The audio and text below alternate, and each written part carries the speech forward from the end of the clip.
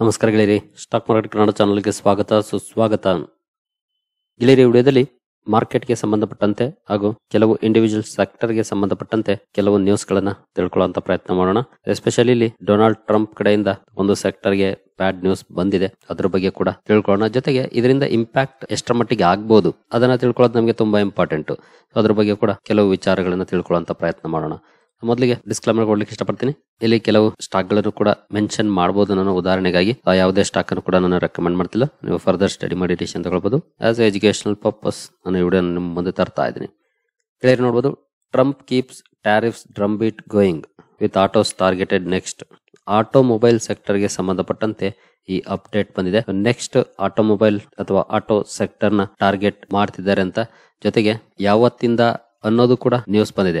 Immediately ಏನಿಲ್ಲ, ಇನ್ನು ಸಮಯ ಇದೆ. ನೋಡಬಹುದು, president Donald Trump on Friday kept alive his drumbeat of tariff threats, saying levies on automobiles would be coming as soon as April 2. April 2 ಅಥವಾ ಅದಕ್ಕಿಂತ ಮುಂಚೆ ಬರಬಹುದು. ಆಟೋ ಸೆಕ್ಟರ್ ಗೆ ಸಂಬಂಧಪಟ್ಟಂತೆ ಅನೌನ್ಸ್ಮೆಂಟ್ ನೋಡಬಹುದು. The day after members of his cabinet are due to deliver reports to him outlining options for a range of import duties as he seeks to reshape global trade. ಅಂದ್ರೆ ಅಲ್ಲಿ ಎಷ್ಟು ಹಾಕಬಹುದು tariff ಅನ್ನ ಅನ್ನೋದ್ರ ಬಗ್ಗೆ report ಕೊಡ್ಲಿಕ್ಕೆ ಹೇಳಿದ್ದಾರೆ. ಅಲ್ಲಿ ಬರುವಂತ ರಿಪೋರ್ಟ್ ನ ಮೇಲೆ ಡಿಪೆಂಡ್ ಆಗಿರುತ್ತೆ. ನೋಡಬಹುದು, maybe around April 2, Trump said in response to question about when auto tariff might be coming. ಯಾವಾಗ ಬರಬಹುದು ಅನ್ನೋಂತ ಪ್ರಶ್ನೆಗೆ ಬಹುಶಃ ಏಪ್ರಿಲ್ 2 ಬರಬಹುದು ಅನ್ನೋಂತ ಮಾತನ್ನ ಇವರು ಹೇಳಿದ್ದಾರೆ. ಈಗಾಗಲೇ ನಾವು ಕೆಲವು ಸೆಕ್ಟರ್ಸ್ ಅಲ್ಲಿ ಯಾವ ರೀತಿ ರಿಯಾಕ್ಷನ್ ಬರ್ತಾ ಇದೆ ಅಂತ ನೋಡಿದ್ವಿ. ನಿನ್ನೆ ರೆಸಿಪ್ರೋಕಲ್ ಟ್ಯಾರಿಫ್ ಹಾಕಬಹುದು ಅನ್ನುವಂತ ಸುದ್ದಿಯನ್ನ ಕೇಳಿ ಫಾರ್ಮಾ ಸೆಕ್ಟರ್ ಅಲ್ಲಿ ದೊಡ್ಡ ಕರೆಕ್ಷನ್ ಬಂತು. ಈಗ ಆಟೋ ಸೆಕ್ಟರ್ ನ ಬಗ್ಗೆ ಅಪ್ಡೇಟ್ ಅನ್ನು ನಿನ್ನೆ ಕೊಟ್ಟಿದ್ದಾರೆ. ಇದು ಮಾರ್ಕೆಟ್ ಕ್ಲೋಸ್ ಆದ್ಮೇಲೆ ಬಂದಿರುವಂತ ಅಪ್ಡೇಟ್. ಹಾಗಾಗಿ ಬಹುಶಃ ರಿಯಾಕ್ಷನ್ ನಮಗೆ ಸೋಮವಾರ ನೋಡ್ಲಿಕ್ಕೆ ಸಿಗುವಂತ ಚಾನ್ಸಸ್ ಇರುತ್ತೆ ಆಟೋ ಸೆಕ್ಟರ್ ಅಲ್ಲಿ. ಬಟ್ 2 ದಿನ ಸಮಯ ಇರೋದ್ರಿಂದ ಸಾಕಷ್ಟು ಸ್ಟಡೀಸ್ ಕೂಡ ಮಾಡ್ತಾರೆ ಅನಲಿಸ್ಟ್ಸ್. ಇನ್ ಕೇಸ್ ಇವರು ಟ್ಯಾರಿಫ್ ಹಾಕಿದ್ರೆ ಎಷ್ಟು ಮಟ್ಟಿಗೆ ಇಂಪ್ಯಾಕ್ಟ್ ಆಗ್ಬೋದು, ನಮ್ಮ ಕಂಪನೀಸ್ ನ ಮೇಲೆ ಎಷ್ಟು ಮಟ್ಟಿಗೆ ಇಂಪ್ಯಾಕ್ಟ್ ಆಗ್ಬೋದು ಅನ್ನೋದನ್ನೆಲ್ಲ. ಜೊತೆಗೆ ಟ್ರಂಪ್ ಅವರು ಮೊನ್ನೆ ನರೇಂದ್ರ ಮೋದಿ ಅವರ ಜೊತೆ ಮಾತಾಡಿದಾಗ್ಲೂ ಕೂಡ ಕೆಲವೊಂದು ಪಾಯಿಂಟ್ಸ್ ಅನ್ನ ಮೆನ್ಷನ್ ಮಾಡಿದ್ದಾರೆ. ಎಸ್ಪೆಷಲಿ ಅಮೆರಿಕದ ಕಾರುಗಳನ್ನ ಭಾರತದಲ್ಲಿ ಮಾರಾಟ ಮಾಡೋಕೆ ತುಂಬಾ ಕಷ್ಟ, ಯಾಕಂದ್ರೆ ಹೆವಿ ಟ್ಯಾಕ್ಸ್ ಇದೆ ಅಂತ. ಅವ್ರಿಗೆ ಮೇಜರ್ ಆಗಿ ಕಾರುಗಳ ಮೇಲೆ ಅಥವಾ ಅಮೆರಿಕದ ಕಾರುಗಳನ್ನ ಇಲ್ಲಿ ಸೆಲ್ ಮಾಡಬೇಕಾಗಿದೆ. ಅವರ ಟಾರ್ಗೆಟ್ ಇರೋದು ಟೆಸ್ಲಾ ಈಗ, ಯಾಕಂದ್ರೆ ಎಲಾನ್ ಮಸ್ಕ್ ಅವರು ತುಂಬಾ ಹತ್ತಿರದಲ್ಲಿ ಇರುವಂತವ್ರು ಡೊನಾಲ್ಡ್ ಟ್ರಂಪ್ ಅವರಿಗೆ. ಜೊತೆ ನಿಂತ ಬಿಸ್ನೆಸ್ ಮ್ಯಾನ್ ಗಳಿಗೂ ಕೂಡ ಸಪೋರ್ಟ್ ಮಾಡಬೇಕಾಗಿದೆ ಅಂತ ಪರಿಸ್ಥಿತಿಯಲ್ಲಿ ಅವರು ಕೂಡ ಇದ್ದಾರೆ. ಹಾಗಾಗಿ ಈ ರೀತಿಯ ಕ್ರಮಗಳನ್ನ ತಗೊಳ್ಬಹುದು. ಇದು ಅನ್ಎಕ್ಸ್ಪೆಕ್ಟೆಡ್ ಏನಲ್ಲ, ಎಕ್ಸ್ಪೆಕ್ಟೆಡ್ ಏನ. ಹಾಗಾದ್ರೆ ನಮ್ಗೆ ಇದರಲ್ಲಿ ಯಾವ ರೀತಿ ಇಂಪ್ಯಾಕ್ಟ್ ಆಗುತ್ತೆ? ಈಗಾಗಲೇ ಹಲವು ಅನಲಿಸ್ಟ್ ಗಳು ಹೇಳ್ತಿರೋ ಪ್ರಕಾರ ಅಮೆರಿಕದ ಕಾರ್ ಏನಿದೆ, ಫಾರ್ ಎಕ್ಸಾಂಪಲ್ ಟೆಸ್ಲಾನೇ ತಗೊಂಡ್ರೆ ಅದು ಪ್ರೀಮಿಯಂ ರೇಂಜ್ ಅಲ್ಲಿ ಬರುವಂತದ್ದು. ಇನ್ ಕೇಸ್ ನಮ್ಮ ದೇಶ ಟ್ಯಾಕ್ಸ್ ಅನ್ನ ಕಟ್ ಮಾಡಿ ಅಮೆರಿಕನ್ ಕಾರುಗಳು ನಮ್ಮ ದೇಶದಲ್ಲಿ ಮಾರಾಟ ಮಾಡ್ಲಿಕ್ಕೆ ಶುರು ಮಾಡಿದ್ರೆ ಕೂಡ ಪ್ರೀಮಿಯಂ ರೇಂಜ್ ಅಲ್ಲಿ ಇರುವಂತವು ಕಾಸ್ಟ್ ಕೂಡ ಜಾಸ್ತಿನೇ ಇರುತ್ತೆ. ಹಾಗೆ ನಮ್ಮ ದೇಶದ ಕಂಪನಿಗಳಿಗೆ ಹೋಲಿಸಿದ್ರೆ ಖಂಡಿತ ಕಾಸ್ಟ್ ತುಂಬಾನೇ ಜಾಸ್ತಿ ಇರುತ್ತೆ. ನಮ್ಮ ದೇಶೀಯ ಕಂಪನಿಗಳ ಕಾಸ್ಟ್ ಕಡಿಮೆ ಇರುತ್ತೆ. ಜೊತೆಗೆ ನಮ್ಮ ದೇಶೀಯ ಕಂಪನಿಗಳೇನಿದಾವೆ ಅವುಗಳ ಟಾರ್ಗೆಟ್ ಕಸ್ಟಮರ್ಸ್ ಮಿಡ್ಲ್ ಕ್ಲಾಸ್ ಆಗಿರ್ತಾರೆ. ಈ ಪ್ರೀಮಿಯಂ ವೆಹಿಕಲ್ಸ್ ಅನ್ನ ತಗೊಳ್ಳೋದು ಹೈಯರ್ ಕ್ಲಾಸ್ ಅಥವಾ ಅಪ್ಪರ್ ಕ್ಲಾಸ್ ಆಗಿರ್ತಾರೆ. ಇಲ್ಲಿ ಪ್ರೀಮಿಯಂ ಸೆಗ್ಮೆಂಟ್ ಅಲ್ಲಿ ಹೊಡೆತ ಬೀಳುವಂತ ಚಾನ್ಸಸ್ ಇರುತ್ತೆ ಆಟೋ ಇಂಡಸ್ಟ್ರಿಯಲ್ಲಿ. ಬಟ್ ಕೆಳಗಡೆ ಬಂದ್ರೆ ಎಕಾನಮಿ ರೇಂಜ್ ಅಥವಾ ಮಿಡ್ ವರ್ಷನ್ ರೇಂಜ್ ಗೆ ಬಂದ್ರೆ ಮಿಡ್ಲ್ ಕ್ಲಾಸ್ ಅಲ್ಲಿ ಏನಂತ ದೊಡ್ಡ ಹೊಡೆತ ಬೀಳುವಂತ ಚಾನ್ಸಸ್ ಕೂಡ ಕಡಿಮೆ ಅಂತ ಅನಲಿಸ್ಟ್ ಈಗಾಗಲೇ ಅನಾಲಿಸಿಸ್ ಅನ್ನ ಮಾಡ್ತಿದ್ದಾರೆ. ಅಂದ್ರೆ ಫಾರ್ ಎಕ್ಸಾಂಪಲ್ ಮಾರುತಿ ಸುಜುಕಿ ತಗೊಳ್ಳಿ, ಅವರ ಮೆಜಾರಿಟಿ ಕಾರುಗಳು ಟಾರ್ಗೆಟ್ ಮಾಡೋದೇ ಮಿಡ್ಲ್ ಕ್ಲಾಸ್ ಅನ್ನ. ಇವನ್ ಟಾಟಾ ಮೋಟಾರ್ಸ್ ಅಲ್ಲೂ ಕೂಡ ಹಲವು ವೇರಿಯಂಟ್ಸ್ ಇದಾವೆ. ಮಹೀಂದ್ರ ಅಂಡ್ ಮಹೀಂದ್ರದಲ್ಲೂ ಕೂಡ ಇವರ ಮೆಜಾರಿಟಿ ಕಸ್ಟಮರ್ಸ್ ಮಿಡ್ಲ್ ಕ್ಲಾಸ್ ಆಗಿರ್ತಾರೆ. ಅಲ್ಲಿ ಅಂತಹ ದೊಡ್ಡ ಇಂಪ್ಯಾಕ್ಟ್ ಬರುವಂತ ಚಾನ್ಸಸ್ ಕಡಿಮೆ ಅಂತ ಹೇಳ್ತಿದ್ದಾರೆ. ಇನ್ ಕೇಸ್ ಟೆಸ್ಲಾ ಭಾರತಕ್ಕೆ ಬಂದ್ರು ಕೂಡ. ಬಟ್ ಪ್ರೀಮಿಯಂ ವೆಹಿಕಲ್ ಸೆಗ್ಮೆಂಟ್ ಅಲ್ಲಿ ಕೆಲಸ ಮಾಡುವಂತಹ ಕಂಪನೀಸ್ಗೆ ಇದರ ಹೊಡೆತ ಬಿದ್ದೆ ಬೀಳುತ್ತೆ, ಅದ್ರಲ್ಲಿ ಏನ್ ಡೌಟ್ ಇಲ್ಲ. ಇವನ್ ಟಾಟಾ ಮೋಟಾರ್ಸ್ ಕೂಡ ಕೆಲವೊಂದು ಪ್ರೀಮಿಯಂ ಸೆಗ್ಮೆಂಟ್ ಅಲ್ಲಿ ಕೆಲಸ ಮಾಡುತ್ತೆ. ಹಾಗೆ ಮಹೀಂದ್ರ ಅಂಡ್ ಮಹೀಂದ್ರ ಕೂಡ ಇದೆ, ಹಲವು ಕಂಪನೀಸ್ ಇದ್ದಾವೆ, ಇಲ್ಲ ಅಂತ ಏನಲ್ಲ. ಸೊ ಫೈನಲ್ ಔಟ್ಕಮ್ ಏನಪ್ಪಾ ಅಂತಂದ್ರೆ ಖಂಡಿತ ಆಟೋ ಸೆಕ್ಟರ್ ನ ಮೇಲೆ ಇವರು ಟ್ಯಾರಿಫ್ ಹೈಕ್ ಮಾಡೋದು ಅಥವಾ ಅಮೆರಿಕನ್ ಕಂಪನೀಸ್ ಬಂದು ಭಾರತದಲ್ಲಿ ಸೇಲ್ ಮಾಡೋದು ಎರಡು ಆದ್ರೂ ಕೂಡ ಇಂಪ್ಯಾಕ್ಟ್ ಆಗುತ್ತೆ. But at the same time heavy impact ಆಗುವಂತ ಚಾನ್ಸಸ್ ಕೂಡ ಕಡಿಮೆ ಇದೆ ಇಲ್ಲಿವರೆಗೂ ಅವೈಲೇಬಲ್ ಇರುವಂತ ಡೇಟಾನ ನೋಡಿದ್ರೆ. ಹಾಗೆ ಈಗಾಗಲೇ ಸ್ಟಾಕ್ ಗಳು ಒಳ್ಳೆ ಕರೆಕ್ಷನ್ ಕೂಡ ಆಗಿದಾವೆ. ಈ ನ್ಯೂಸ್ ಅನ್ನ ನೋಡಿ ಇನ್ನೂ ಕರೆಕ್ಷನ್ ಆದ್ರೆ ಖಂಡಿತ ಇನ್ವೆಸ್ಟರ್ಸ್ ಗೆ ಅದು ಒಳ್ಳೆ ಆಪರ್ಚುನಿಟಿನೇ ಆಗಿರುತ್ತೆ. ಸೊ ನೋಡೋಣ ಯಾವ ರೀತಿಯ ಪರ್ಫಾರ್ಮೆನ್ಸ್ ಸೋಮವಾರ ಆಟೋ ಸೆಕ್ಟರ್ ಅಲ್ಲಿ ನೋಡ್ಲಿಕ್ಕೆ ಸಿಗುತ್ತೆ ಅಂತ. ಹಾಗೆ ಹಲವು ಇಂಡಿಯನ್ ಆಟೋ ಕಾಂಪೋನೆಂಟ್ ಮೇಕರ್ಸ್ ಟೆಸ್ಲಾಗೂ ಕೂಡ ಕಾಂಪೋನೆಂಟ್ಸ್ ಅನ್ನ ಸಪ್ಲೈ ಮಾಡ್ತಾರೆ. ಅವರುಗಳಿಗೆ ಪಾಸಿಟಿವ್ ಆಗುತ್ತೆ. ಆಟೋ ಸೆಕ್ಟರ್ ನ ಮೇಲೆ ಟ್ಯಾರಿಫ್ ಹಾಕ್ತಾರೆ ಅಂದ ತಕ್ಷಣ ಎಲ್ಲ ಕಂಪನಿಗಳಿಗೂ ನೆಗೆಟಿವ್ ಇಂಪ್ಯಾಕ್ಟ್ ಆಗುತ್ತೆ ಅಂತ ಏನೆಲ್ಲ, ಕೆಲವೊಂದು ಕಂಪನೀಸ್ಗೆ ಪಾಸಿಟಿವ್ ಕೂಡ ಇರುತ್ತೆ. ಎಸ್ಪೆಷಲಿ ಟೆಸ್ಲಾ ಭಾರತಕ್ಕೆ ಬರೋದಾಗ್ಬೋದು. ಹಾಗೆ ಟ್ಯಾರಿಫ್ ಕಂಪನಿಗಳ ಮೇಲೆ ಇಂಪ್ಯಾಕ್ಟ್ ಮಾಡುತ್ತೆ. ಬಟ್ ಟೆಸ್ಲಾ ಭಾರತಕ್ಕೆ ಬಂದ್ರೆ ಅದು ಕೆಲವು ಕಂಪನಿಗಳಿಗೆ ಪಾಸಿಟಿವಿಟಿಯನ್ನ ತರುತ್ತೆ. ಸೊ ಎರಡು ಕೂಡ ಇದೆ ಇಲ್ಲಿ, ಪ್ಲಸ್ ಅಂಡ್ ಮೈನಸ್. ಜೊತೆಗೆ ಪ್ಲಸ್ ಇರುವಂತ ಸ್ಟಾಕ್ ಕೂಡ ಬೀಳುತ್ತೆ ಒಂದು ನೆಗೆಟಿವ್ ನ್ಯೂಸ್ ಬಂದಾಗ, ಜೊತೆಗೆ ಮೈನಸ್ ಇರುವಂತ ಸ್ಟಾಕ್ ಕೂಡ ಬೀಳುತ್ತೆ. ಎಲ್ಲ ಸ್ಟಾಕ್ ಗಳು ಕೂಡ ಬೀಳ್ತವೆ, ಅದಕ್ಕಾಗಿ ಹೆಚ್ಚು ವರಿ ಮಾಡ್ಕೊಳ್ಳೋ ಅವಶ್ಯಕತೆ ಇಲ್ಲ. ಯಾಕಂದ್ರೆ ಸ್ಟಾಕ್ ಗಳು ಬಿದ್ರೆ ಅದು ಒಳ್ಳೆ ಅಪಾರ್ಚುನಿಟಿನೇ, ಬಟ್ ಕ್ಯಾಶ್ ಇರಬೇಕು ಅಷ್ಟೇ. ನಾನು ಈಗಾಗಲೇ ಆಲ್ಮೋಸ್ಟ್ ಲಾಸ್ಟ್ 2 months ಇಂದನೂ ಕೂಡ ಹೇಳಿದೀನಿ, ಸಾಧ್ಯವಾದಷ್ಟು ಹೊಸದಾಗಿ ಬೈ ಮಾಡೋದನ್ನ ಅವಾಯ್ಡ್ ಮಾಡಿ ಕ್ಯಾಶ್ ಇಟ್ಕೊಳ್ಳಿ ಅಂತ. ಸೊ ಯಾರಾದ್ರೂ ಇಟ್ಕೊಂಡಿದ್ರೆ ಖಂಡಿತ ಅವ್ರಿಗೆ ಅದರ ಇಂಪಾರ್ಟೆನ್ಸ್ ಈಗಾಗಲೇ ಗೊತ್ತಾಗಿರುತ್ತೆ. ನೋಡೋಣ, ಸೂನರ್ ಆರ್ ಲೇಟರ್ ಅಪಾರ್ಚುನಿಟಿ ಬಂದೇ ಬರುತ್ತೆ, ನಾವು ಅಲ್ಲಿವರೆಗೂ ಕಾಯ್ಬೇಕು ಅಷ್ಟೇ. ಇನ್ನು ಎರಡನೇ ನ್ಯೂಸ್ಗೆ ಬರೋದಾದ್ರೆ WSJ ಅಂದ್ರೆ ವಾಲ್ ಸ್ಟ್ರೀಟ್ ಜರ್ನಲ್, ಇವರಿಂದ ಒಂದು ನ್ಯೂಸ್ ಬಂದಿದೆ ಟ್ರಂಪನಾಮಿಕ್ಸ್ ಬಗ್ಗೆ. WSJ schools Trump on inflation and interest rates. Interest rate ಹಾಗೂ ಇನ್ಫ್ಲೇಷನ್ ಗೆ ಸಂಬಂಧಪಟ್ಟಂತೆ ಟ್ರಂಪ್ ಅವರ ಪಾಲಿಸೀಸ್ ಅನ್ನ ಟೀಕೆ ಮಾಡಿದ್ದಾರೆ ಅಥವಾ ಅವರಿಗೆ ಬುದ್ಧಿ ಹೇಳಿದ್ದಾರೆ ಅಂತ ಬೇಕಿದ್ರೆ ಅಂದ್ಕೊಳ್ಬಹುದು ತಮ್ಮ ಎಡಿಟೋರಿಯಲ್ ಮೂಲಕ. Wall Street Journal one of the well known market ಗೆ ಸಂಬಂಧಪಟ್ಟಂತ ಜರ್ನಲ್ ನೋಡಬಹುದು. Trumponomics and rising inflation headline ಹಾಕಿ ಬರೆದಿದ್ದಾರೆ. Does president Trump understand money? The answer would appear to be no.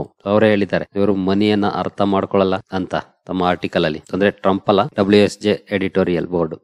The editorial board wrote dismantling his argument and cautioning that such a move could fuel inflation and hurt his approval ratings. ಅಂದ್ರೆ ಇವರು ಏನು ನಿರ್ಧಾರಗಳನ್ನ ತಗೊಳ್ತಾ ಇದ್ದಾರೆ, tariff ಹಾಕೋದಾಗ್ಬೋದು ಅಥವಾ rate cut ಮಾಡಿ ಅಂತ ಹೇಳೋದಾಗ್ಬೋದು, ಇವೆಲ್ಲವೂ ಕೂಡ ಇನ್ಫ್ಲೇಷನ್ ಅನ್ನ ಸ್ಪೈಕ್ ಮಾಡುವಂತ ನಿರ್ಧಾರಗಳೇ ಆಗಿದ್ದಾವೆ. ಯಾಕೆಂದ್ರೆ ಎಕಾನಮಿಕ್ಸ್ ಅನ್ನ ಅರ್ಥ ಮಾಡ್ಕೊಳ್ಳೋದು ಅಷ್ಟು ಸುಲಭ ಅಲ್ಲ, ಅದು ಎಲ್ರಿಗೂ ಗೊತ್ತಿರುವಂತ ವಿಚಾರ. ನಾವು ಗ್ರೋತ್ ಅನ್ನ ನೋಡ್ಬೇಕು ಅಂತಂದ್ರೆ ಇನ್ಫ್ಲೇಷನ್ ಕಡಿಮೆ ಇರಬೇಕು, ಇನ್ಫ್ಲೇಷನ್ ಜಾಸ್ತಿ ಆಯ್ತು ಅಂತಂದ್ರೆ ಗ್ರೋತ್ ಸ್ಲೋ ಆಗುತ್ತೆ. ಸೊ ಎರಡನ್ನು ಮ್ಯಾನೇಜ್ ಮಾಡ್ಬೇಕು ಅಂತಂದ್ರೆ ಅದು ಹಗ್ಗದ ಮೇಲಿನ ನಡಿಗೆ. ಇವರು ಗ್ರೋತ್ ಅನ್ನ ಟಾರ್ಗೆಟ್ ಮಾಡ್ತಿದ್ದಾರೆ, ಲಾಂಗ್ ಟರ್ಮ್ ಗ್ರೋತ್ ಅನ್ನ, ಆದ್ರೆ ಶಾರ್ಟ್ ಟರ್ಮ್ ಅಲ್ಲಿ ಅದು ಬ್ಯಾಕ್ ಫುಟ್ ಹೋಗುತ್ತೆ ಇನ್ಫ್ಲೇಷನ್ ಜಾಸ್ತಿ ಆದ್ರೆ. ಹಾಗಾಗಿನೇ ಸೆಂಟ್ರಲ್ ಬ್ಯಾಂಕ್ಸ್ ಗಳು ಕ್ರೂಷಿಯಲ್ ರೋಲ್ ಅನ್ನ ಪ್ಲೇ ಮಾಡ್ತವೆ ಇಂಥ ಸಂದರ್ಭದಲ್ಲಿ. ಇವರ ಪಾಲಿಸೀಸ್ ಏನಿದೆ ಖಂಡಿತ ಇನ್ಫ್ಲೇಷನ್ ಅನ್ನ ಸ್ಪೈಕ್ ಮಾಡೋ ಅಂತದ್ದೇ. ಯಾಕೆಂದ್ರೆ ಯಾವುದೇ ಒಂದು ಪ್ರಾಡಕ್ಟ್ ಅಮೆರಿಕದಲ್ಲಿ ರೆಡಿ ಆಗ್ತಿದೆ ಅಂತಂದ್ರೆ ಆ ಪ್ರಾಡಕ್ಟ್ ಹೊರಗಡೆಯಿಂದ ಕೂಡ ತರಿಸ್ಕೊಳ್ತಿದ್ದಾರೆ ಅಂತಂದ್ರೆ ಇನ್ ಕೇಸ್ ಆ ಪ್ರಾಡಕ್ಟ್ ನ ಮೇಲೆ ಟ್ಯಾರಿಫ್ ಹಾಕಿ, ಅಂದ್ರೆ ಹೊರಗಡೆಯಿಂದ ಬರುವಂತ ಪ್ರಾಡಕ್ಟ್ ನ ಮೇಲೆ ಟ್ಯಾರಿಫ್ ಹಾಕಿ ಅದನ್ನ ಅವಾಯ್ಡ್ ಮಾಡಿ ಲೋಕಲಿ ಪ್ರೊಡಕ್ಷನ್ ಜಾಸ್ತಿ ಮಾಡಿ ಸಪ್ಲೈ ಮಾಡಿದ್ರೆ ಸಮಸ್ಯೆ ಆಗೋದಿಲ್ಲ. ಆದ್ರೆ ಅಮೆರಿಕದಲ್ಲಿ ಸಪ್ಲೈ ಇಲ್ವೇ ಇಲ್ಲ ಅಥವಾ ಕಡಿಮೆ ಇದೆ ಅಂದಾಗ ಆ ಪ್ರಾಡಕ್ಟ್ ನ ಮೇಲೆ ಟ್ಯಾರಿಫ್ ಹಾಕಿದಾಗ ಆಬ್ವಿಯಸ್ಲಿ ಅದರ ಪ್ರೈಸ್ ಜಾಸ್ತಿ ಆಗುತ್ತೆ. ಹಾಗಾಗಿ ಇದು ನೆಗೆಟಿವ್ ಇಂಪ್ಯಾಕ್ಟ್ ಅನ್ನು ಕೂಡ ಕ್ರಿಯೇಟ್ ಮಾಡುತ್ತೆ.